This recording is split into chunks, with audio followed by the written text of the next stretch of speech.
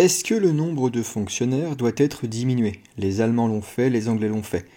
Non, non, ça c'est un truc de droite. Extrait édifiant à voir de l'interview de Le Pen sur LCI. Alors, on se retrouve pour cette vidéo avec un propos de Marine Le Pen sur les fonctionnaires et sur son refus manifeste d'en faire dégonfler la masse quelque part. Bon, on va donc d'abord l'écouter. À chaque fois, j'aime bien vous mettre un peu dans le contexte et voir quels sont les propos exacts qui sont prononcés, et on y réagit juste après. C'est parti. Madame Le Pen, vous savez très bien, tout entrepreneur le sait, la masse salariale, c'est là où le plus d'économies se font. Ça ne veut pas dire qu'il faut renvoyer, mais est-ce que le nombre de fonctionnaires doit être diminué? Un moment Schröder, les Allemands l'ont fait, les Anglais l'ont fait. Est-ce qu'on passera par là, oui ou non? Parce que le courage politique, vous savez très bien, c'est là où ça commence à se jauger. Mais non, alors ça c'est des trucs de droite. Le courage... Ça veut dire quoi? Bon, sur ça, c'est amusant qu'elle le dise dès le début. C'est pas un truc qu'elle dit, on va dire... en fin de phrase, discrètement ou plus subtilement, on va dire, plus habilement. Directement, c'est un truc de droite. Alors moi, attention, c'est pas une étiquette qui me séduit ou à laquelle je me réfère. Je préfère me dire défenseur des idées de libre marché, défenseur du droit naturel, défenseur de l'individu, donc de l'entrepreneur, donc de la richesse produite, des contrats privés. En gros, libertarien, ça me va, mais droite, c'est vrai qu'on perd pas mal d'informations. Donc moi, je m'en fous qu'elle dise ça en soi. Mais par contre, c'est révélateur, c'est intéressant. Et c'est ce que je mets à la fin. C'est un truc de droite, en fait, pour elle, c'est une manière de continuer sa petite stratégie de centrisation ou de dédiabolisation, certains diraient même de gauchisation, pourquoi pas, bon, j'entends l'idée. Vraiment, elle souhaite simplement pas être trop agressive en fonction de l'esprit français, populaire majoritaire. On sait que le RN c'est pas mal des classes populaires, ouvrières, que c'est pas mal de, va dire, de gens qui sont globalement paupérisés et qui sont aussi globalement très attachés à une espèce d'emprise étatique dans leur vie, quoi, au fameux modèle social français qu'ils ont connu pendant des années et des années, et qui commence à manifester de plus en plus de failles. Moi j'aime bien l'appeler le modèle pseudo-social, parce qu'il n'a rien de social ce modèle français, c'est un mensonge, c'est du collectivisme, et donc c'est de la prédation sur l'individu, sur ses propriétés, sur la richesse créée, et à la fin en fait ce sont des transferts de richesse forcés vers le haut, vers la classe politique, vers aussi les fonctionnaires, et on va en reparler. Tac, taisez-vous madame, je parle, non mais... et donc, ce sont, tout ce qui est collectivisme, vraiment, c'est de la destruction de richesse. C'est pas du tout quelque chose qui peut être compatible avec la prospérité à long terme. La prospérité à long terme, elle est construite dans un environnement qui protège les droits de propriété.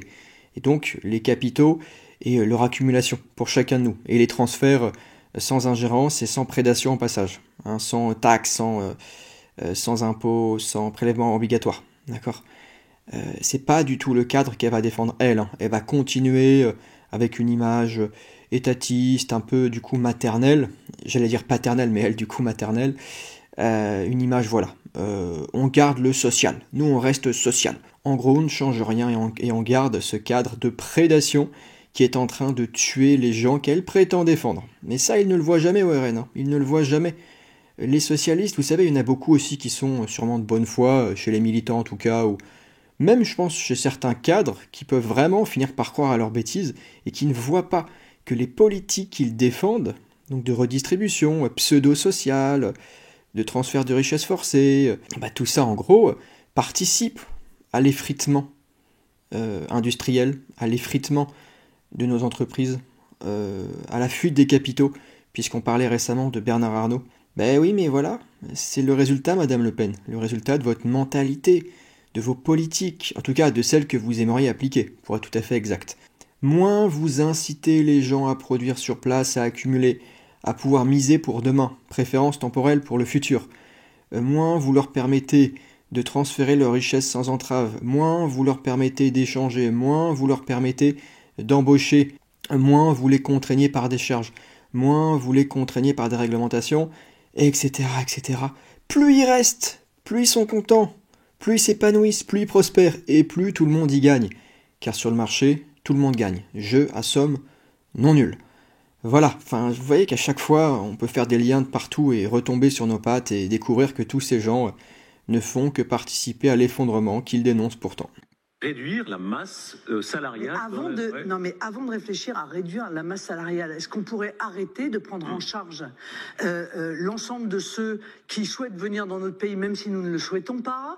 Est-ce qu'on peut arrêter avec l'aide médicale d'État pour mettre une aide médicale d'urgence comme tous les pays du monde? Est-ce qu'on peut arrêter les visas de soins qui permettent, y compris à des Américains, de venir se soigner gratuitement en France? Donc on ne réduit pas le nombre de fonctionnaires. En clair, on ne réduit pas le nombre de fonctionnaires. Est-ce qu'on peut arrêter des processus comme le rachat d'actions dont on sait pertinemment qu'elles sont néfastes pour l'économie? Est-ce qu'on peut travailler sur la productivité du travail? Je veux dire, je trouve qu'il y a une sorte de, je ne vais pas dire de lâcheté, mais peut-être de paresse, voilà, à dire il y a des économies à faire, on va couper dans les fonctionnaires. La paresse, elle est au contraire de votre côté. Et même sur un plan utilitariste, si on était dans une logique un peu libérale, conservatrice ou réductionniste si vous préférez, il faudrait évidemment taper là-dedans. Évidemment. Donc non, la paresse, c'est plutôt vous, mais c'est votre logiciel qui fait tout ça. Je veux dire, à ce petit jeu réductionniste des économies, effectivement, il avait raison au début, Rochebin, de préciser que c'est pourtant une masse colossale. Ça fait énormément de rétribution pour rien qui tombe. Et d'ailleurs, ça, on va en reparler, parce que vous allez voir que sur ça, j'ai pas envie d'être bêtement anti-gauchiste. Vous voyez un peu ce truc-là de c'est vraiment des parasites qui servent à rien.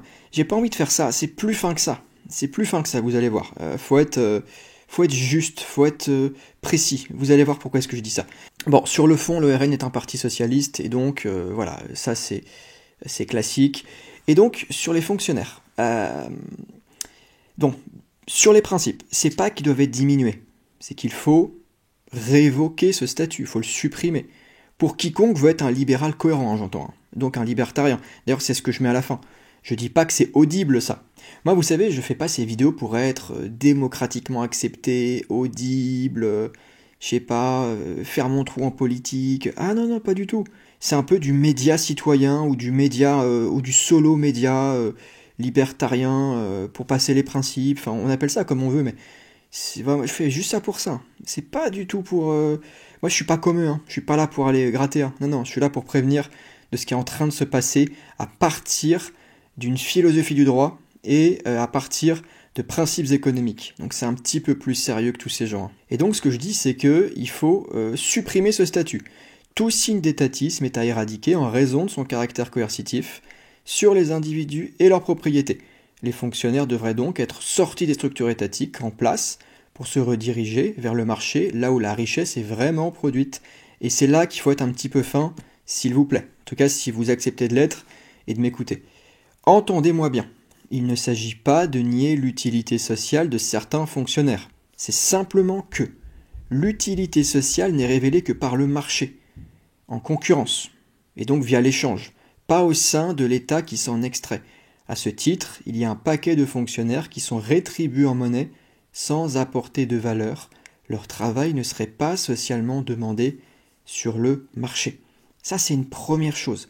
Il y a tout un tas de fonctionnaires, j'ose même pas imaginer combien, qui en fait ne sont employés que par l'État, sont demandés par l'État, mais l'État, c'est pas le marché. Et attention, d'autres fonctionnaires ont une fonction sociale qui serait tout à fait demandée.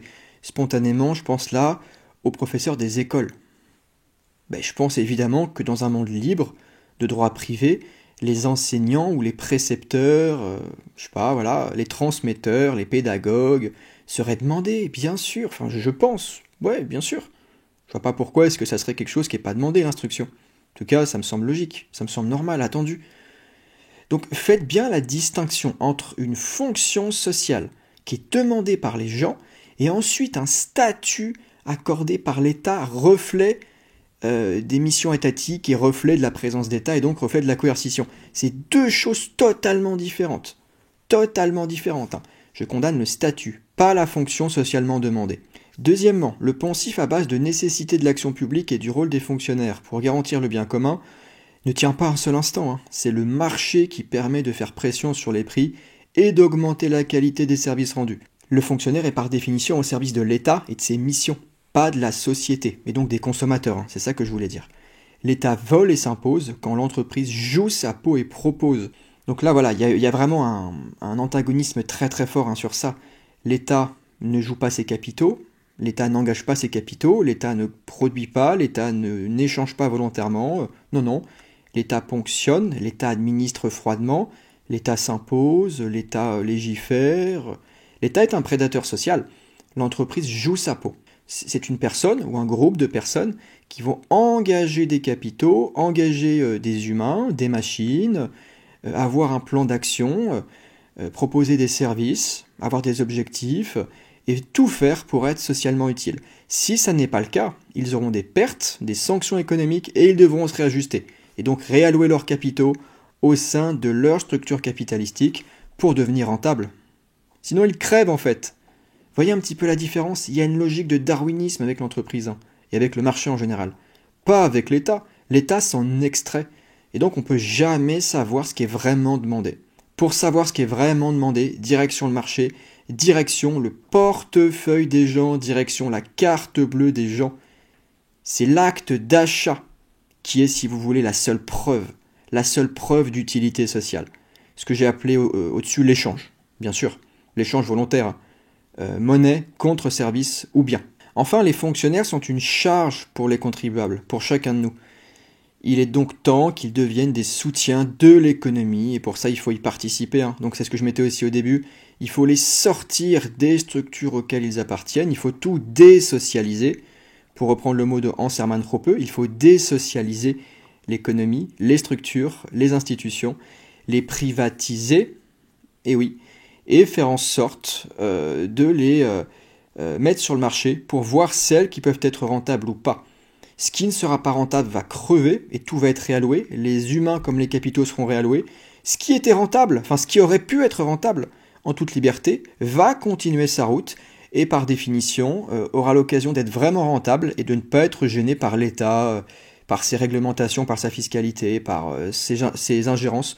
Les entreprises ou les institutions qui ont une chance de prospérer pourront vraiment l'être et pourront vraiment vivre leur petit destin, leur petite route, tranquillement, sans être gêné par l'ogre-État.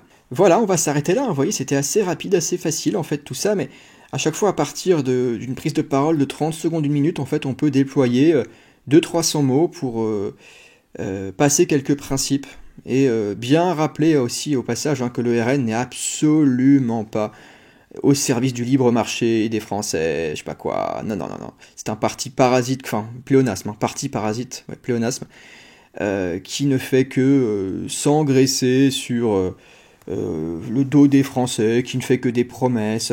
Après, attention, moi je ne doute pas qu'un certain nombre de cadres sont tout à fait sincères et qui pensent être au service du bien commun, que ceci. Moi, vous savez, à chaque fois, les intentions, je sais pas. Tout ce que je constate, ce sont les principes économiques, c'est la réalité économique, c'est tout. Et à ce petit jeu-là, c'est pas du tout intéressant de s'encarter dedans, de voter pour eux, ou de les soutenir, je sais pas quoi, mais comme aucun parti de toute façon. Ce qui est intéressant, c'est de passer les idées et de mener des projets entrepreneuriaux solides, en France ou à l'étranger, ça après ça vous regarde. À la fin, ce qu'on peut espérer nous, c'est que les prédateurs choisis par le peuple soient le moins prédateurs possible, tout simplement. Voilà, bon. Mais vous le savez, pour moi, la fin en soi, c'est la liberté, c'est la société de droit privé, c'est la pleine concurrence, c'est la mosaïque, encore une fois, de Hans-Hermann Hoppe, c'est l'Europe des 1000 Liechtenstein. Voilà, on s'arrête là pour aujourd'hui, j'espère que ça vous aura plu. N'oubliez pas de vous abonner à l'académie, il y a en description, je propose du contenu en plus, donc sous forme de podcast, sous forme d'email, sous forme d'articles.